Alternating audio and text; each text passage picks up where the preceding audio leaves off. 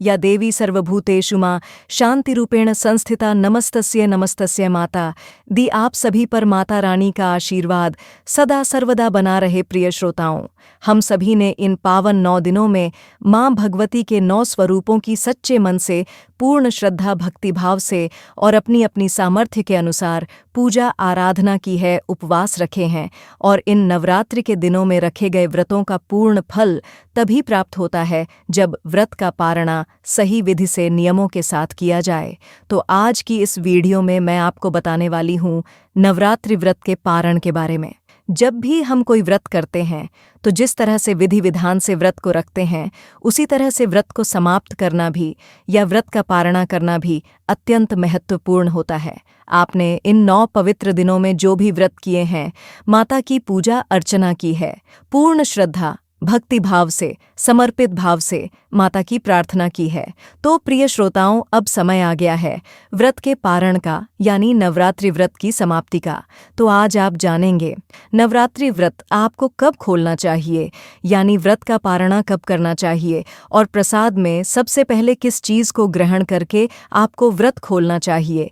इसके अलावा कलश विसर्जन का शुभ मुहूर्त क्या रहेगा। और आज की यह वीडियो आपके लिए बहुत महत्वपूर्ण होने वाली है, इसलिए इस वीडियो को आप पूरा ज़रूर देखिएगा। और अगर जानकारी अच्छी लगी हो तो वीडियो को लाइक करके आप चैनल को सब्सक्राइब भी ज़रूर कर लीजिएगा। शास्त्रों के अनुसार नवरात्रि में सभी 9 तिथियों में उपवास रखा जाता है, यानी कि नवरात्रि में 9 तिथियों में हम नवमी तिथि तक व्रत धारण करते हैं। और नवरात्रि व्रत का जो प्रारंभ होता है वह शुक्ल पक्ष की प्रतिपदा तिथि से होता है। जैसे कि इस बार चैत्र नवरात्रि का शुभारंभ 30 मार्च दिन रविवार से हुआ है। और इस तरह से नवमी तिथि के दिन सुबह हवन पूजा आदि करने के साथ ही कन्या पूजन करने के बाद व्रत की समाप्ति हो जाती है। अगर आप नवमी तिथि तक व्रत रखते हैं और नवमी तिथि के दिन कन्या पूजन करते हैं तब तो बहुत अच्छी बात है, लेकिन कुछ जगह पर नियम दूसरा होता है, यानी कि अष्टमी तिथि के दिन ही कन्या पूजन करके व्रत का पारणा कर लिया जाता है। यानी कि नवरात्रि में जो व्रत आप प्रतिपदा तिथि से शुरू करते हैं वह व्रत आप केवल सप्तमी तिथि तक ही करते हैं, यानी 7 दिनों के व्रत रखते हैं और अष्टमी तिथि को कन्या पूजन करते हैं, हवन करते हैं, उसके बाद ही व्रत खोलते हैं। आप वैसे तो अष्टमी तिथि को व्रत खोल सकते हैं, लेकिन नवरात्रि की पूजा का मतलब ही 9 दिन और 9 रात तक मां भगवती के सभी 9 स्वरूपों का पूजन करने के बाद ही व्रत खोलना चाहिए। आप चाहें तो अष्टमी तिथि के दिन कन्या पूजन कर सकते हैं, लेकिन आपको व्रत नवमी तिथि के दिन ही खोलना चाहिए।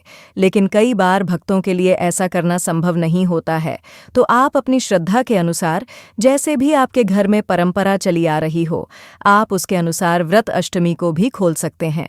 बात करें इस बार दुर्गा अष्टमी पूजा व कन्या पूजन के शुभ मुहूर्त के बारे में, तो ब्रह्म मुहूर्त 4:35 से 5:21 प्रातः, संध्या मुहूर्त 4:58 से 6:07 तक, वहीं अभिजित मुहूर्त सुबह 11:59 से 12:49 तक है।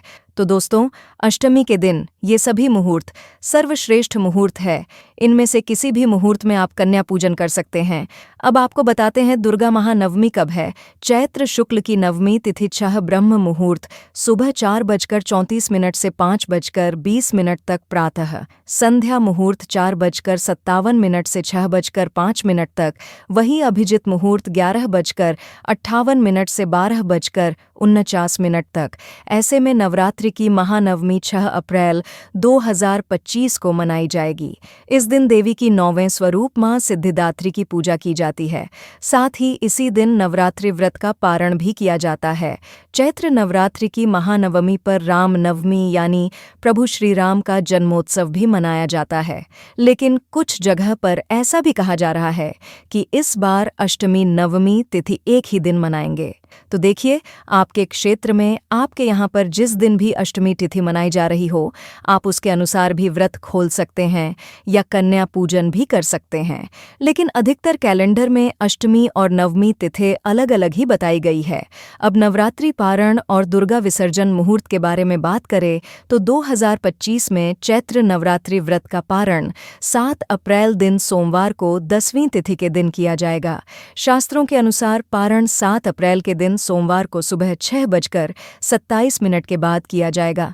दोस्तों, नवरात्रि का व्रत प्रतिपदा तिथि से नवमी तिथि तक करना सर्वश्रेष्ठ माना गया है।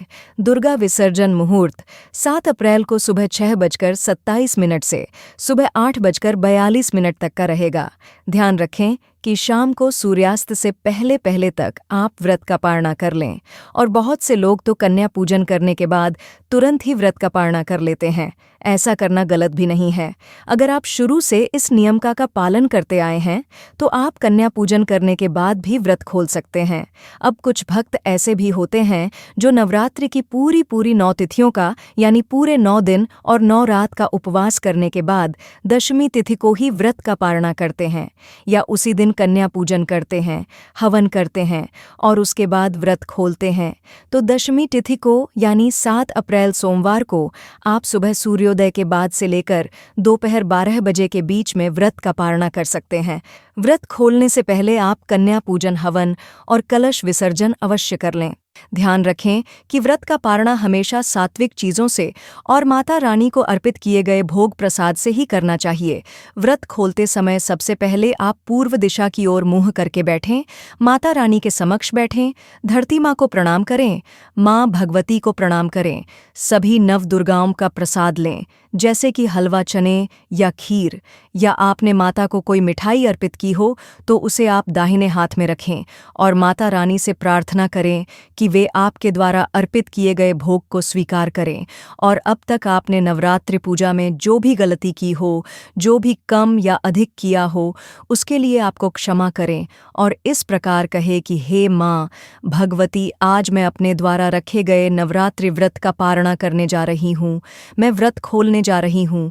आपकी कृपा से मेरे द्वारा रखे गए यह व्रत फलित हो और मेरी मनोकामनाएं भी पूर्ण हो। और इस कामना के साथ आप उस प्रसाद को ग्रहण कर लें। इसके बाद थोड़ा जल का सेवन करें।